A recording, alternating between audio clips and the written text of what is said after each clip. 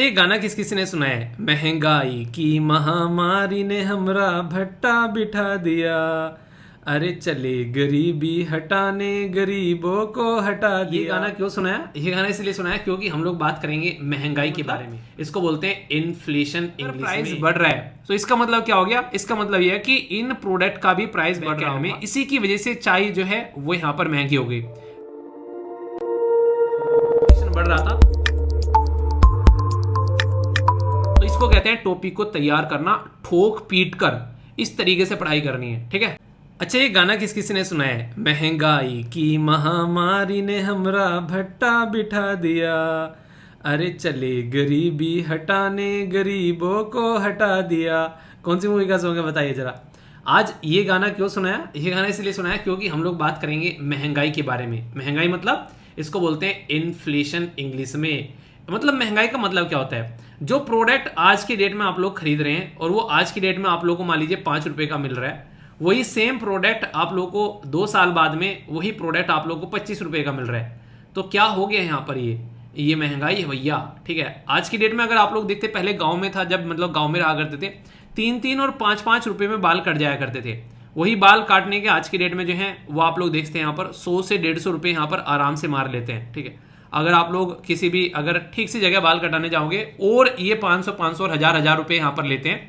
हालांकि गांव में आज के दिन भी कमी है, पर लेकिन सिटीज में जो है काफी लार्ज स्केल पर ये चीजें बढ़ती जा रही है। जो चाय का कप पहले 2 रुपए 4 रुपए 5 रुपए का आता था, अब वो चाय सुट्टा बार और एमबीए चाय वाले जो बड़े बड़े खिलाड़ी आ गए तो उसके बाद में वही चाय का कप जो है आप लोगों को 20 से लेके 25 रुपए का देखने को मिलने लगा है। तो ये क्या है? ये है महंगाई। अब मान लीजिए चाय की उदाहरण लिया मैंने, तो चाय के बारे में बात कर लेते हैं। वैसे चाय का शौकीन नहीं हूं मैं, पहले ही बता दूं। ठीक है। बस उदाहरण के तौर पर समझा रहा हूं क्योंकि चाय जो है पानी के बाद में सबसे ज्यादा पिए जाने वाला पेय पदार्थ है हमारे देश के अंदर में, तो इसलिए आप लोग समझ पाएंगे। आप में से कौन कौन चाय का शौकीन है? ऐसा नहीं कि मुझे चाय पसंद ही नहीं है, ऐसा नहीं कि मतलब चाय पसंद है, पीता हूँ जब मन करता है। मतलब एक तरीके से जब घर पे बनाई जाती है बाकायदा मम्मी के द्वारा अच्छे से, तो पी भी जाती है। ठीक है। यानी कि बाहर जैसे टपरी उपरी पर पी लेता है ना, तो वो वाली मतलब मुझे ज़्यादा पसंद नहीं आती। अजीब सी बनाते हैं, पता नहीं क्या, मतलब कम एक तरीके कम चीनी डाल के, एक दूध बिल्कुल है ही नहीं उसमें, पत्ती इतनी ज़्यादा है जिसकी कुछ हद नहीं है। मुझे लगती है उन्हें दूध हो उसमें और बहुत ही कम पत्ती हो उसमें, और वो वाली बस मजा आता है। फिर नहीं तो दूध में पत्ती लगा के पीना वो वाली फीलिंग देती है। पर लेकिन यहाँ पर मुद्दा क्या है? मुद्दा है कि जैसे अगर चाय आप लोग बना रहे हैं तो चाय में दूध भी है, चाय में चीनी भी है, चाय में पानी भी है। चलिए पानी फ्री लगा लेते हैं, पर पानी की भी अगर बोतल लेकर कोई बना रहा है और चाय बनाने में गैस भी लग रहा है, तो चाय का अगर प्राइस बढ़ रहा है तो इसका मतलब क्या हो गया? इसका मतलब यह है कि इन प्रोडक्ट का भी प्राइस बढ़ रहा होगा बैक एंड में। इसी की वजह से चाय जो है वो यहाँ पर महंगी हो गई। अगर दूध का पैकेट पहले 15 रुपए का आ रहा था, वही दूध का पैकेट आज जो है वो 25 रुपए का आ रहा है, तो चाय का भाव जो है वो अपना आप बढ़ जाएगा यहाँ पर, क्योंकि उसमें यूज किए जाने वाले जो प्रोडक्ट है उनका प्राइस जो है वो बढ़ गया है, इसलिए यहाँ पर उसका प्राइस भी बढ़ जाता है। रिसेंटली अभी जो एनालिसिस किया गया उसमें ये बताया गया कि महंगाई देश के अंदर में इतनी बढ़ गई है कि ये 15 महीने में हाईएस्ट देखने को मिल रही है। इवन कई सारे लोग तो ये बोल रहे हैं कि जो उनकी थाली है, मतलब एक तरीके से जो थाली में सामान खाने को इंसान रखता है, वो इतना महंगा हो गया कि एक नॉर्मल इंसान जो है वो उसको अफोर्ड नहीं कर पा रहा है। इतनी बुरी कंडीशन आज के डेट में देखने को मिल रही है। सही है या फिर गलत? आप लोग खुद बताइए, क्या सोचते हैं इसके बारे में। एक बड़ा ही इंटरेस्टिंग सा उदाहरण यहाँ पर दिया गया है। इन्फ्लेशन को चेक किया गया है जो कॉफी का कप होता है उसके कंपेयर में यहाँ पर बेसिकली। और जो डेटा होता है ना हमारे देश में, जो डेटा इकट्ठा किया जाता है वो एनएसओ के द्वारा ये इकट्ठा किया जाता है, जिसको नेशनल स्टैटिस्टिकल ऑफिस आप लोग बोलते हो। इसी को हिंदी में हम लोग राष्ट्रीय सांख्यिकीय कार्यालय बेसिकली बोलते हैं, जिसके द्वारा ये डेटा प्रस्तुत किया जाता है। यहाँ पर ये डेटा दिखा रहा है कि 1970 में जो चाय हुआ करती, कॉफी बेसिकली कॉफी हुआ करती थी यहाँ पर, वो थी यहाँ पर $0.25। यही 1980 में $0.45 हो गई, 1990 में 0.75 और यहाँ पर 2000 में $1 होगी, और वही 2022 में जब आप लोग जाएंगे तो लगभग $2 के बराबर है। अगर $1 की वैल्यू आप लोग 80 रुपए भी लगाते हैं तो इसका मतलब सीधे सीधे ये होगा कि 160 रुपए का एक कॉफी का कप आज की डेट में आप लोगों को देखने को मिलता है। ये इतना ज्यादा इन्फ्लेशन यहाँ पर आप लोगों को बढ़ता हुआ यहाँ पर नजर आ रहा है। इसलिए आप लोगों ने अक्सर सुना होगा, बड़े बुजुर्ग कई बार बोलते हुए पाए भी जाते हैं, अगर किसी को आप लोग पैसा यानी कि मनी उधार दे रहे हो और आप लोग उसको बोल रहे हो कि भाई हमें इंटरेस्ट मत देना, तो आप लोग अगर ऐसी दुनिया में रह रहे हो जहां पर इन्फ्लेशन जो है काफी रेट से बढ़ रहा है, तो आप लोग अपने पैसे की वैल्यू जो है वो डिक्रीज पाओगे। मतलब किसी को आप लोगों ने 10,000 रुपए दिए आज के दिन में, वो इंसान जो है वो 10,000 रुपए जो है वो आप लोग को 5 साल बाद जो है वो रिटर्न कर रहा है। 10,000 रुपए से आज की डेट में आप लोग जो सामान खरीद सकते हो, 5 साल बाद आप लोग वो सामान 10,000 रुपए से नहीं खरीद पाओगे। उस सामान को खरीदने के लिए हो सकता है आप लोगों को 12,000 या फिर 15,000 रुपए देना पड़े। तो इसका मतलब ये कि अगर सेम अमाउंट आप लोगों को मिलता है 2 साल बाद, 3 साल बाद, 4 साल बाद, 5 साल बाद, तो सीधा सीधा आप लोगों का अमाउंट जो है ये समझिए डिक्रीज हो चुका है। इवन अगर बैंक में भी आप लोग पैसा रखते हैं, अगर वो आप लोग को 4 रुपए का इंटरेस्ट दे रहे हैं, ठीक है, 4 रुपए का 5% का इंटरेस्ट अगर आप लोगों को दे रहे हैं, पर लेकिन इन्फ्लेशन जो है वो बढ़ गए हैं, मान लीजिए 10%, ठीक है, तो अभी भी आप लोग 5% जो है वो नेगेटिव में चल रहे हैं। ऐसा बोल सकते हैं कि बैंक में रखा पैसा भी आप लोग का बढ़ नहीं रहा है, घट रहा है। पर लेकिन ये चीज हमें फील नहीं हो पाती है, इसलिए हम लोग इन चीजों को इग्नोर करते रहते हैं मैक्सिमम टाइम। तो इन्फ्लेशन तो बड़ी गंदी चीज है यार, देखने से तो ये लग रहा है, पर लेकिन इन्फ्लेशन जो है वो हमेशा गंदा नहीं होता है। इन्फ्लेशन के जो कोज होते हैं मैं आप लोगों से जब वो डिस्कस करूंगा तो ये बड़ी ही आसान शब्दों में एक स्लाइड, ये स्लाइड एक रामबाण स्लाइड है जो कि सारी चीजें आप लोगों को बड़ी आसानी से समझा देगी। जैसे कि एक बोला गया डिमांड पुल इन्फ्लेशन, एक बोला गया कॉस्ट पुल इन्फ्लेशन, एक बोला गया बिल्ट इन इन्फ्लेशन। तो यानी कि इन्फ्लेशन के जो कोज होते हैं वो समझाने की कोशिश की जा रही है यहां पर कि किस किस रीजन की वजह से इन्फ्लेशन यानी कि महंगाई बढ़ती है। इन्फ्लेशन जब यहां पर बढ़ता है डिमांड पुल इन्फ्लेशन, तो ये इकोनॉमी के लिए बड़ा शानदार माना जाता है। इससे इकोनॉमी यानी कि अर्थव्यवस्था जो है वो बढ़ती नजर आती है। इसका मतलब क्या है? इसका मतलब है कि आज की डेट में इलेक्ट्रिक व्हीकल जो है वो मार्केट में उनकी डिमांड जो है वो काफी कम है, इसलिए इलेक्ट्रिक व्हीकल जो है कोई कंपनी बना भी नहीं रही है, और जो बना रही है वो जहां पर लाकर रख दिए गए हैं गोडाउन में वहीं पर ही पड़े रहते हैं, वो बेसिकली कोई उनको खरीद नहीं रहा है, ठीक है। पर लेकिन जैसे ही इलेक्ट्रिक व्हीकल की डिमांड जो है वो बढ़ना स्टार्ट हो गई, अब यहाँ पर और ज्यादा इलेक्ट्रिक व्हीकल जो है वो बनने स्टार्ट हो गए, और ज्यादा लोगों को जो है एम्प्लॉयमेंट मिलना स्टार्ट हो गया क्योंकि डिमांड ज्यादा बढ़ गई है। तो डिमांड की वजह से यहाँ पर इकोनॉमी के अंदर में एम्प्लॉयमेंट जनरेट होता है, तो इसको यहाँ पर डिमांड पुल इन्फ्लेशन बोलते हैं।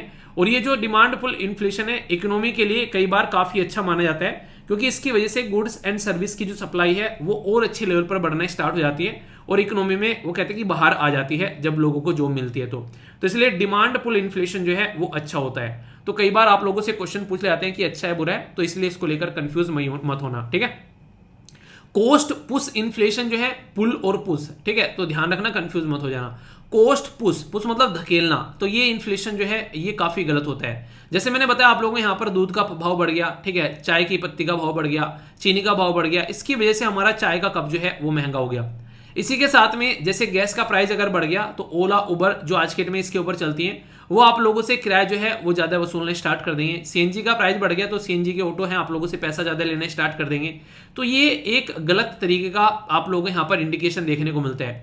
यहाँ पर डिमांड की वजह से ज्यादा इंपैक्ट नहीं पड़ता है, यहाँ पर तो नॉर्मली आप लोगों को यहाँ पर ये देखने को मिलेगा कि बाहर देश से हम लोग इसको लेकर आ रहे हैं, जैसे मान के डेट में सऊदी अरेबिया से हम लोग लेकर आ रहे हैं, ठीक है, या फिर ईरान से इराक से हम लोग आज के डेट में तेल लेकर आ रहे हैं या फिर गैस लेकर आ रहे हैं, और वहां से हमारे देश में लाकर उसके ऊपर दुनिया भर का टैक्स लगाया जाता है सेंट्रल गवर्नमेंट के द्वारा, जिसकी वजह से वो काफी ज्यादा महंगा हो जाता है कई बार, और उसका नेगेटिव इंपैक्ट एक नॉर्मल इंसान के ऊपर में आप लोगों को देखने को मिलता है। तो ये कॉस्ट की वजह से जो इन्फ्लेशन होता है वो ज्यादा अच्छा नहीं माना जाता है, ऐसा आप लोग बोल सकते हैं। बुल्ट इन इन्फ्लेशन जो है ये एक ऐसा इन्फ्लेशन है, मान लीजिए आप लोग जो है महीने के एंड में आ चुके हैं, ठीक है, अब आप लोग को सैलरी मिलती है, जैसे फर्स्ट डेट आ जाती है तो आप लोग के अकाउंट में सैलरी का मैसेज आता है, टन एकदम आप लोगों को लगता है वाव अकाउंट जो है फिर से उसके अंदर में बाहर आ गई। आप लोग तुरंत जो है दुकान पर जाते हैं और सामान खरीदना स्टार्ट कर देते हैं। तो आप लोग ये सोचो कि 1 से 10 के बीच में हर एक जो पर्टिकुलर पर्सन जो है वो काम करता है उसकी सैलरी ट्रांसफर हो जाती है। तो इस टाइम पर मार्केट के अंदर में बहुत सारे लोग कुछ ना कुछ सामान खरीदने जाते हैं, तो उसकी वजह से वो पर्टिकुलर सामान जो है उसका प्राइस कई बार जो है वो बढ़ता हुआ नजर आता है। तो ये किसकी वजह से होता है? जैसे वेज इंक्रीज हो रही है, ठीक है, उसकी वजह से गुड्स एंड सर्विसेज के प्राइस जो है वो इंक्रीज होने स्टार्ट हो जाते हैं। तो यहाँ पर ये चीजें आप लोगों को देखने को मिलती है, ठीक है। ये सबसे गंदा आप लोगों को देखने को मिलेगा, ये थोड़ा बेटर है, ये भी थोड़ा बेटर आप लोगों को देखने को मिलेगा। सबसे बेस्ट कौन है? वो है डिमांड पुल इन्फ्लेशन। तो इसलिए यहाँ पर इनके कोज मैंने आप लोगों को बता दी कि क्या क्या कोज मेन हो सके जिसकी वजह से यहाँ पर इन्फ्लेशन यानी कि महंगाई आप लोगों को बढ़ती नजर आती है। तो ये आप लोग को एटलीस्ट पता होने चाहिए। अब यहां पर हम लोग बात करते हैं, ये दो तरीके से होता है। एक तो बोलते हैं होलसेल प्राइस इंडेक्स, जिसमें होलसेल यानी कि थोक के भाव में कोई सामान खरीदता है, जैसे बड़ी बड़ी कंपनी खरीद कर लेकर आती है फिर आपको सप्लाई करती है, ठीक है। तो ये होता है होलसेल प्राइस इंडेक्स। तो वहां पर एक जो इन्फ्लेशन होता है उसमें जो महंगाई बढ़ती है उसका देखने को मिलता है। पर सबसे इंपॉर्टेंट जो होता है जिससे डायरेक्ट आप लोगों के ऊपर इंपैक्ट पड़ता है वो है कंज्यूमर प्राइस इंडेक्स। कंज्यूमर मतलब यानी कि उपभोक्ता, जैसे हम और आप, तो यहाँ पर जो डायरेक्ट सामान खरीदते हैं तो उसके ऊपर जो इंपैक्ट पड़ता है इसको कंज्यूमर प्राइस इंडेक्स की कैटेगरी में रखा गया है। ये यहाँ पर आप लोगों को जो चेंज होता हुआ नजर आता है ये डायरेक्ट इंपैक्ट डालता है। यहाँ पर रिटेल बायर बोलते हैं बेसिकली, और यहाँ पर ये आप लोगों को देखने को मिलता है। ठीक है, तो यहाँ पर ये याद रखिएगा, ये बेसिकली जो रिलीज किया जाता है ये नेशनल स्टैटिस्टिकल ऑफिस के द्वारा यहाँ पर रिलीज किया जाता है। नेशनल स्टैटिस्टिकल ऑफिस जो है मैंने पहले भी आप लोगों से जिक्र किया था, ये राष्ट्रीय सांख्यिकीय कार्यालय इसको बोलते हैं। और ये नाम बिल्कुल ऐसा ही नहीं है, ये टाइम टू टाइम जो है वो नाम चेंज होता हुआ नजर आता है। सोना मोना टोना कोना, तो इसके नाम चेंज हुए हैं। पहले इसको सेंट्रल स्टैटिस्टिकल इंस्टीट्यूट बोला करते थे जब इसको बनाया गया था 1951 में। इसके बाद में इसका नाम जो है वो चेंज कर कर यहाँ पर 1954 में यानी कि 3 साल बाद CSO कर दिया, यानी कि सेंट्रल स्टैटिस्टिकल ऑर्गेनाइजेशन। फिर ये भी पसंद नहीं आया तो तीसरी बार इसका नाम सेंट्रल स्टैटिस्टिकल ऑफिस कर दिया। और फिलहाल के टाइम पर रिसेंटली अभी नेशनल सैंपल सर्वे ऑफिस और सेंट्रल स्टैटिस्टिकल ऑफिस दोनों को मिलाकर नेशनल स्टैटिस्टिकल ऑफिस कर दिया, जो आज के डेट में हम लोग यहाँ पर यूज कर रहे हैं। और ये ministry of statistics and programme implementation के अंदर में आप लोगों को देखने को मिलता है, जो कि बनाया गया था department of statistics and department of programme implementation को मर्ज कर 1999 में। तो आज की डेट में याद क्या रखना है, नेशनल स्टैटिस्टिकल ऑफिस जो कि ministry of statistics and programme implementation के अंदर में आता है, ये यहां पर रिलीज करता है नेशनल स्टैटिस्टिकल ऑफिस यहां पर इस पर्टिकुलर कंज्यूमर प्राइस इंडेक्स को। पर लेकिन कंज्यूमर प्राइस इंडेक्स भी आप लोगों को अलग अलग कैटेगरी में देखने को मिलेंगे। तो यहां पर इसके सब ग्रुप आप लोगों को यहां पर नजर आते हैं, जैसे फूड, आप लोग आज के डेट में हाउसिंग, क्लोथ्स, इनमें फुटवेयर या फिर जो भी ऐसे सामान है जिसका प्राइस बढ़ता हुआ आप लोगों को यहां पर नजर आता है। तो इसको 4 कैटेगरी में डाला गया है। Consumer price index for industrial worker, consumer price index यहां पर एग्रीकल्चर जो लेबरर है, consumer price index for rural labourer, और कंज्यूमर प्राइस इंडेक्स रूरल और अर्बन कॉम्बिनेशन का। तो यहां पर आप लोगों को जो देखने को मिलेगा, जो फर्स्ट 3 हैं इनको जो रिलीज किया जाता है वो मिनिस्ट्री ऑफ लेबर, यहां पर जो बेसिकली है लेबर ब्यूरो, तो ministry of labour and employment के अंडर में आता है। पर लेकिन जो फोर्थ है यानी कि CPI जो यहां पर रूरल एंड अर्बन वाला जो कॉम्बिनेशन है, ये NSO के द्वारा कंबाइन किया जाता है, जो कि ministry of statistics and programme implementation के अंदर में आता है। और इन सबको यहां पर चेक करने के लिए बेस ईयर जो है वो 2012 इस्तेमाल किया जाता है। बेस ईयर का क्या फायदा होता है, इससे ये चेक कर पाते हैं कि कितना बढ़ रहा है, यहां से कितना घट रहा है। तो एक ऐसा डेटा निकल कर आता है जिसके बेस पर हम लोग अपने आप को काउंट कर पाते हैं। ठीक है, और ये इन्फ्लेशन जो है, पहले RBI बहुत सारे काम किया करता था, पर लेकिन RBI के साथ में लगा कि यार यहाँ पर सबसे ज्यादा खतरनाक चीज क्या है, वो है इन्फ्लेशन यानी कि महंगाई, इसको कंट्रोल करना है जैसे तैसे करके। तो इसलिए हमारे देश के अंदर में एक बहुत बड़ा स्टेप उठाया गया, बहुत बड़ा एक इनोवेशन बोल सकते हैं, जिस जब निकाल कर लेकर आया गया monetary policy committee. Monetary policy committee 2014 में आप लोगों को यहाँ पर देखने को मिली, जो कि रिजर्व बैंक ऑफ इंडिया के द्वारा इसको इंप्लीमेंट किया गया ताकि इन्फ्लेशन को कंट्रोल किया जा सके। और ये क्वेश्चन आप लोगों से यहाँ पर UPSC के द्वारा मॉनेटरी पॉलिसी कमेटी के बारे में पूछा गया था। हमारे देश के अंदर में अगर आप लोगों से बात करें तो रिजर्व बैंक ऑफ इंडिया, अगर इसका सबसे पहले हेडक्वार्टर कहां पर हुआ करता था और कब इसको एस्टेब्लिश किया गया था बताइएगा जरूर। तो यहाँ पर पहले गवर्नर कौन थे इसके, जो कि आप लोग आजादी से पहले की बात कर रहा हूं, ठीक है, और आजादी के बाद पहले गवर्नर कौन थे, बहुत ही फैक्चुअल की इससे इंफॉर्मेशन है, बताना जरूर। अभी यहाँ पर जो हम लोग इन्फ्लेशन के बारे में बात करते हैं मॉनेटरी पॉलिसी कमेटी, तो इसको टारगेट दिया गया 4 + -2 का, यानी कि 4 में से अगर 2 जाएंगे तो 2 बचेंगे, और 4 में +2 हो जाएंगे तो 6 हो जाएंगे, यानी कि एक रेंज दे दी इन्फ्लेशन की, इसके बीच में इन्फ्लेशन यानी कि महंगाई रखनी है। और अगर इसके बाहर जाता है तो रिजर्व बैंक ऑफ इंडिया की मॉनेटरी पॉलिसी कमेटी जो है इसको यहां पर जवाब देना पड़ेगा ऐसा क्यों हो रहा है। इसके अंदर में 3 तो सरकार के बेसिकली नुमाइंदे हैं, 3 जो है RBI से निकल कर आते हैं, टोटल मिलाकर 6 मेंबर हैं यहाँ पर ये, और मेजोरिटी के थ्रू यहाँ पर डिसीजन लिया जाता है मॉनेटरी पॉलिसी कमेटी के अंदर में। तो बहुत ही इंपॉर्टेंट, बहुत ही आसान शब्दों में आप लोगों को बताया। आई होप कि आप लोगों के माइंड में इसको लेकर क्लैरिटी आ गई होगी, कंफ्यूजन बिल्कुल नहीं होना चाहिए। कई बार दोनों में डिफरेंस आप लोगों से पूछ ले आते हैं, तो ये भी एक काफी इंपॉर्टेंट स्लाइड आप लोग बोल सकते हैं। सबसे पहले तो डेफिनेशन की बात की जा रही है। होलसेल जो रहता है यहाँ पर ये चार्ज किया जाता है एक तरीके से होलसेल लेवल पर, ठीक है, मैं कहता हूँ होलसेल में खरीद लिया सारा सामान। ये इंडिविजुअल रिटेल लेवल पर आते हैं यहाँ पर। पब्लिश किसके द्वारा, मिनिस्ट्री ऑफ, जो economic adviser ministry of commerce की बात यहाँ पर की जा रही है। ये पब्लिश कौन करता है यहाँ पर, ये पब्लिश करता है सेंट्रल जो एक तरीके से स्टैटिस्टिकल ऑफिस है, ठीक है। तो ये आप लोग यहाँ पर याद रखिएगा। इसी के साथ में ये गुड्स के लिए होता है, ये गुड्स एंड सर्विस के लिए होता है। यहाँ पर आप लोगों को देखने को मिलेगा फर्स्ट स्टेज पर जो यहाँ पर देखने को मिलता है ये फाइनल स्टेज, यानी कि जब फाइनल एंड पर कोई खरीदता है। कंज्यूमर के पॉइंट ऑफ व्यू से देखा जाता है, ये मैन्युफैक्चरर और होलसेल प्राइस के पॉइंट ऑफ व्यू से ओनली फ्यू कंट्री फॉलो करती है, मैक्सिमम यहाँ पर 175 देश फॉलो करते हैं। ठीक है, आइटम के बारे में बात की जा रही है, क्या क्या है यहाँ पर टाइप ऑफ आइटम और किस तरीके से आइटम कवर किए जाते हैं, तो ये बताया गया है। तो बेस्ट कौन है आज के डेट में? कंज्यूमर प्राइस इंडेक्स है, जो कि फॉलो किया जाता है मैक्सिमम डेटा को सामने रखने के लिए। इन्फ्लेशन के बारे में कुछ बेसिक इन्फॉर्मेशन यहाँ पर मैं आप लोगों को बताना चाहूंगा, जो कि काफी इंपॉर्टेंट है। जो मैंने WPI और यहाँ पर CPI के बारे में बताया, ये दो मेन इंडेसेस हैं जिसके द्वारा यहाँ पर मेजर किया जाता है कि इन्फ्लेशन कितना है। यहाँ पर इसके टाइप कई सारे हैं, जैसे कि हेडलाइन इन्फ्लेशन, कोर इन्फ्लेशन। तो हेडलाइन इन्फ्लेशन में सब कुछ आता है, यानी कि सब कुछ कवर डालो, ये तरीके सब कुछ आ जाना चाहिए इसके अंदर में। तो यहाँ पर जो प्राइस बहुत जल्दी जल्दी बढ़ते हैं, जैसे खाने पीने के प्राइस होते हैं, वो भी आप लोगों को देखने को मिलते हैं। पर कोर इन्फ्लेशन में उनको निकाल दिया जाता है ऐसे गुड्स जिनके प्राइस जल्दी ऊपर नीचे होते हैं। तो जब कोर इन्फ्लेशन की बात करते हैं तो हेडलाइन इन्फ्लेशन में से यहाँ पर फूड एंड फ्यूल निकाल दिए जाते हैं, क्योंकि इनका भाव जो है इतनी जल्दी जल्दी बढ़ता है जिसकी कुछ हद नहीं है, बढ़ता और घटता हुआ नजर आता है। तो इसलिए यहाँ पर इसको निकाल दिया जाता है, जो बचता है वो फिर हेडलाइन इन्फ्लेशन निकल कर आता है, उसमें से कोर इन्फ्लेशन की डेफिनेशन बन जाती है। तो याद रखिएगा, यहाँ पर ये डेटा आप लोगों से क्वेश्चन की फॉर्म में ऑलरेडी पूछा जा चुका है। एक शब्द जो कई बार यूज किया जाता है, इसको बोलते हैं डिसइन्फ्लेशन। डिसइन्फ्लेशन यानी कि इन्फ्लेशन बढ़ रहा था, थोड़ा सा रिड्यूस हो गया, तो यहाँ पर इसको डिसइन्फ्लेशन बोल देते हैं। तो ये टर्म जो है कई बार पूछी जाती है, पर लेकिन ये पूछी जाए या ना पूछी जाए, स्टैगफ्लेशन जरूर याद रखिएगा। स्टैग मतलब स्टैग्नेटेड, यानी कि रुक गया है। तो ये काफी ज्यादा खतरनाक हो जाता है, और यहाँ पर ये बेसिकली आप लोगों को कई बार देखने को मिला पास्ट में 1970s में। यहाँ पर जब काफी बुरी कंडीशन हो जाती है ओपेक कंट्रीज के अंदर में, ठीक है, यहाँ पर रेल जो ऑयल के प्राइस थे काफी ज्यादा बढ़ गए। तो स्टैगफ्लेशन का मतलब क्या होता है? इन्फ्लेशन जो है वो काफी ज्यादा हाई है, और इसी के साथ में एम्प्लॉयमेंट नहीं है, यहाँ पर प्रॉपर अनएम्प्लॉयमेंट भी काफी ज्यादा हाई है। लो एंड स्लो ग्रोथ आप लोगों को देखने को मिलेगी।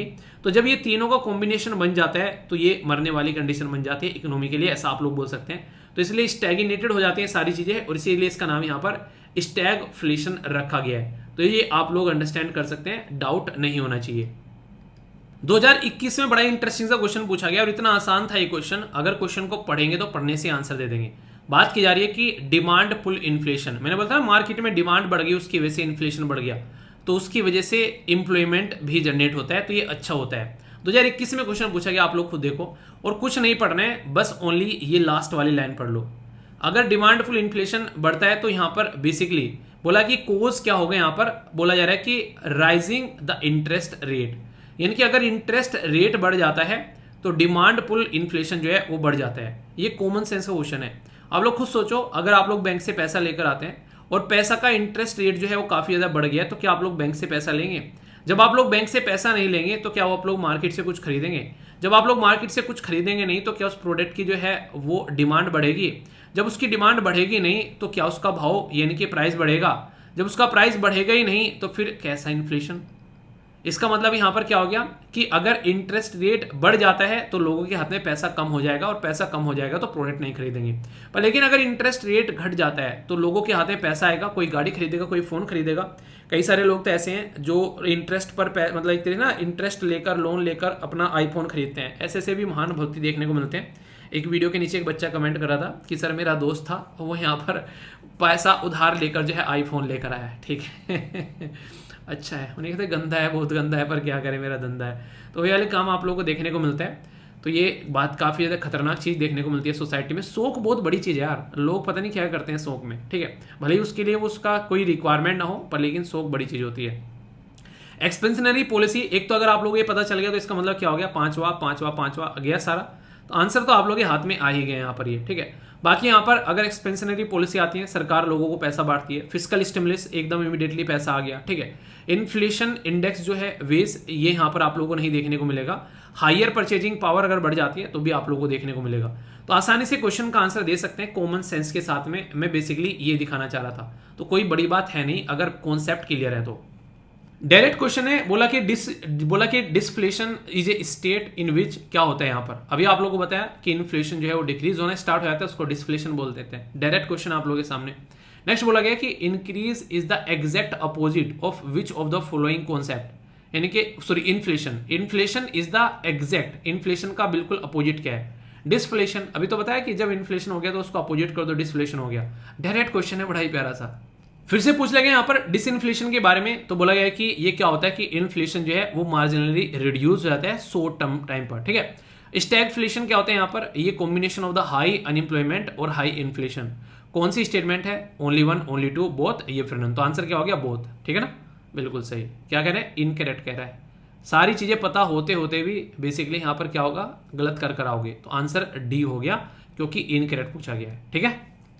क्वेश्चन बड़ा ही प्यारा है। सीपीआई जो है वो यहाँ पर जब कंपाइल किया जाता है लेबर ब्यूरो के द्वारा, तो एग्रीकल्चर लेबर, इंडस्ट्रियल वर्कर और रूरल लेबर और रूरल एंड अर्बन जब कंबाइन निकालते हैं तो यहाँ पर बोला गया ये प्रस्तुत करता है। आंसर क्या है, 1 2 3 2 3 4 1 3 4 या फिर ऑल ऑफ द अबव। अभी आप लोगों को बताया था यहाँ पर आंसर इसका ए हो गया। क्यों, क्योंकि ये वाला ये प्रस्तुत नहीं करता है। तो कौन प्रस्तुत करता है, यही तो समझा था यहाँ पर कि इसको एनएसओ प्रस्तुत करता है। तो इसको लेकर कंफ्यूज नहीं होना। बेस ईयर जो है 2012 इस्तेमाल किया जाता है।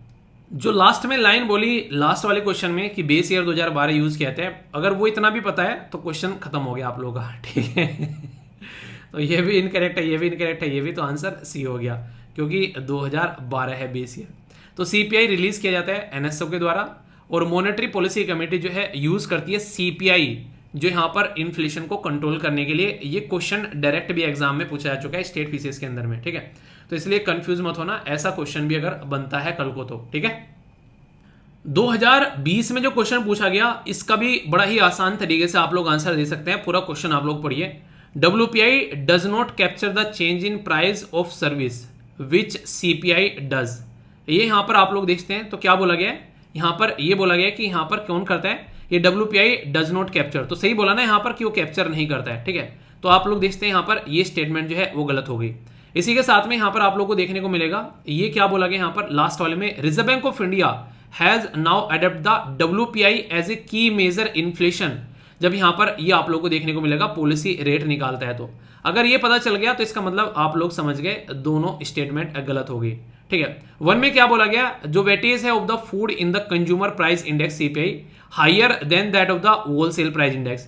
तो ये तो सही यही है, क्योंकि जो आप लोगों को मैंने बोला कंज्यूमर लेवल पर जो चीजें होती हैं वो सारी CPI में आप लोगों को देखने को मिलती है, और इसका ज्यादा वेटेज भी नजर आता है। तो सोचो कि जो जो आप लोगों को पढ़ाया उसके बेस पर सारे के सारे क्वेश्चन आप लोग अटेम्प्ट कर पा रहे हो यूपीएससी के। तो टॉपिक को पढ़ना और छोड़ देना ये कभी भी आप लोगों के काम नहीं आएगा जब तक आप लोग क्वेश्चन अटेम्प्ट नहीं कर लोगे। तो यहाँ पर आप लोगों के लिए यहाँ पर कितने क्वेश्चन हो गए आप लोग खुद देखो। दो तो यूपीएससी क्वेश्चन हो गए, 3 4 5 6 7, टोटल 7 क्वेश्चन इस टॉपिक से अटेम्प्ट करा दिए। अब इस टॉपिक से कभी भी फ्यूचर में आप लोगों से कोई भी क्वेश्चन पूछा जाएगा, इस बात की मैं गारंटी देता हूं कि आप लोग उसको गलत नहीं करोगे। तो इसको कहते हैं टॉपिक को तैयार करना, ठोक पीट कर इस तरीके से पढ़ाई करनी है, ठीक है। तो एक तरीके से ना कहते हैं कि जरा मुस्कुराइए आप गुजरात में, ठीक है।